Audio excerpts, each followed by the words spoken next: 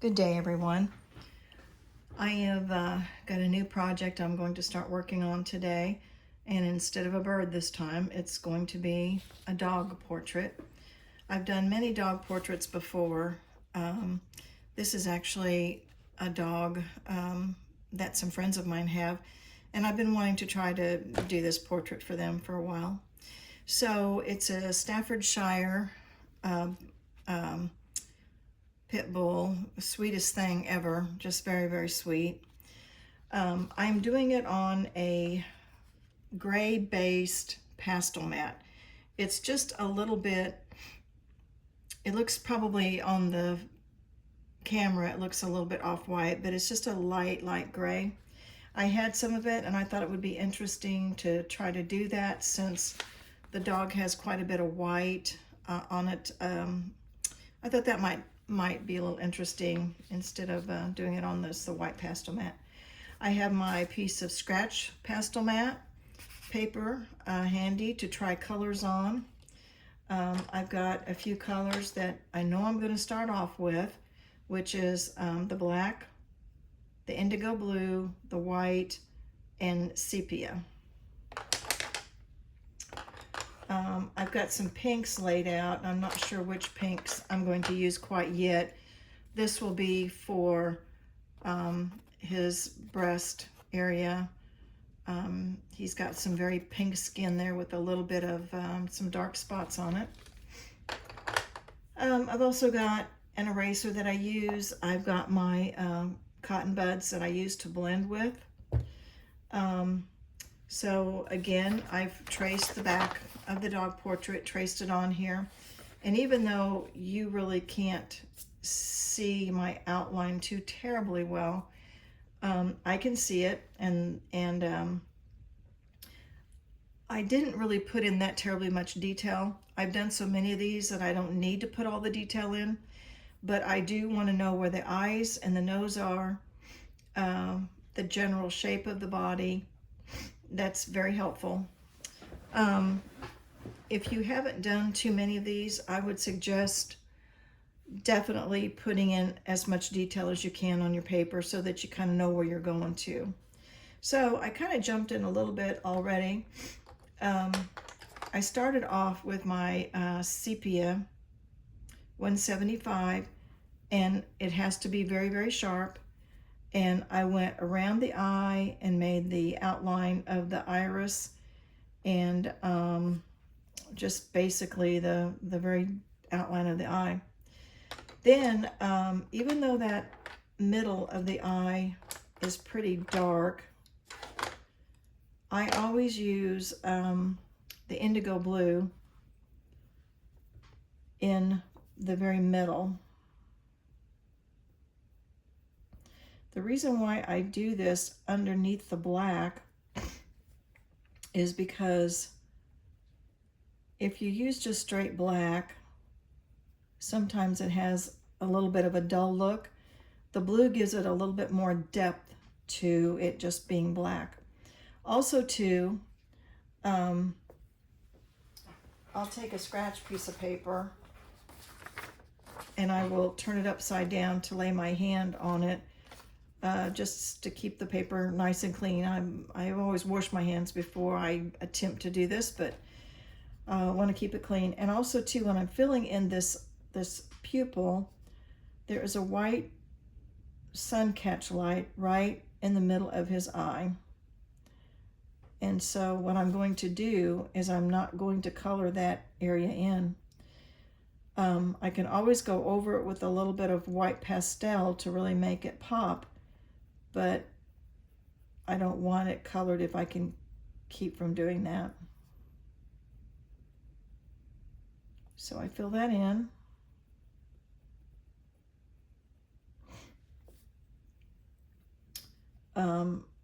That pupil kind of comes out just a little bit. We don't want to make it look like it's too spiky looking, but it does kind of, it's round, but there's just a little bit that comes out around from that.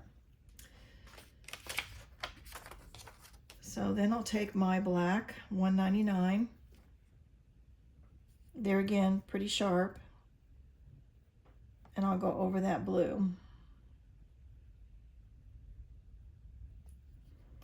And as you can tell in the picture, that pupil almost touches the top of his eyelid. So you want to always be looking at your photograph and make sure that you're really trying to get it as close as you can to its own uniqueness. Now, I know some artists absolutely hate going off of photographs.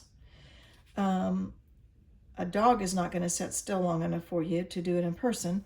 So what they would use is they would take a picture and get it on their computer and have their monitor up right here and be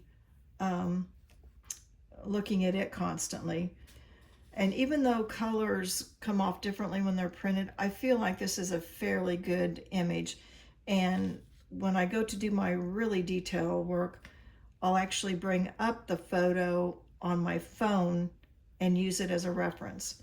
But right now I'm videoing it, so I can't do that. The next thing I want to do is, in looking through all of my many colored pencils, I'm thinking this burnt ochre 187 will be the best for his eye. I'm going to sharpen it real quick here. There again, when you're doing such a small area, you've got to,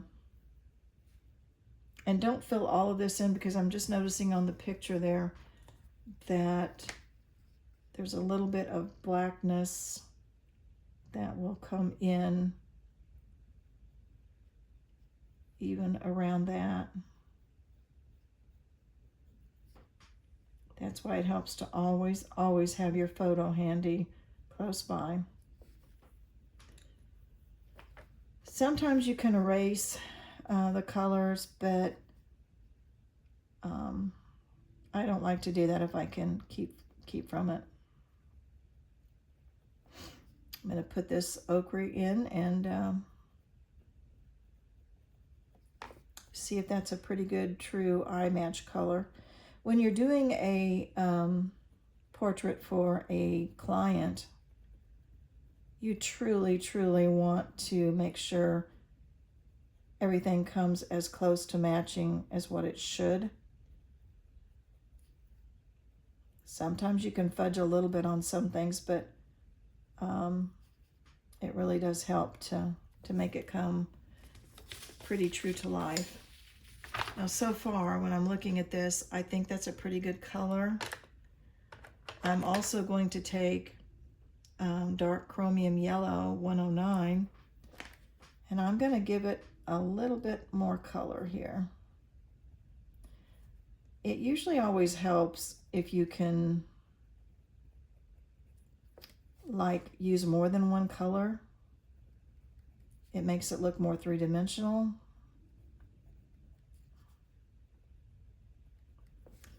I think that's good, but I am going to also grab a very light yellow, cadmium yellow 107, and I'm going to go right on the very edge here because it's a lot lighter. Catch light, it's not really a catch light, but it's where the light is shining on his eye there on that pupil. It's a little lighter.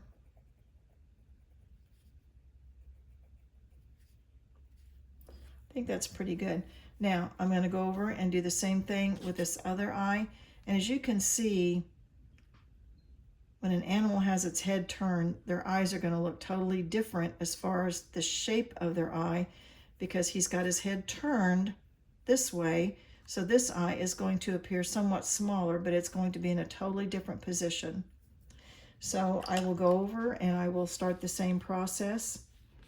I will take my indigo blue and I'll fill in that pupil.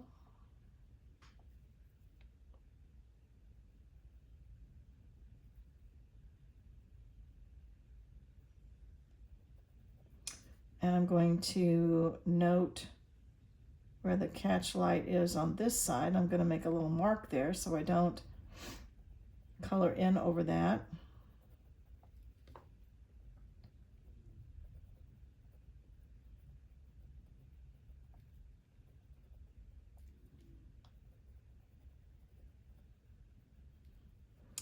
always have command of your pencil. When you're holding your pencil, you want to hold it so that you feel as though you know exactly where that pencil is going to go. Don't just hold it loosely, like, wherever it goes, it's okay, because you don't want to do that, especially in fine detail like this. So I'm going to take my black and I'm going to go over that, leaving that catch light. Next, what I'm going to do is I'm going to, the lines that I made around the eye, I did use the dark sepia 175. I usually always start with that, but as you can tell, his eyes, around his eyes are a whole lot darker. So now I'm going to go in over that. I'm going to sharpen my pencil just a little bit more, and I'm going to fill in those areas around the eye.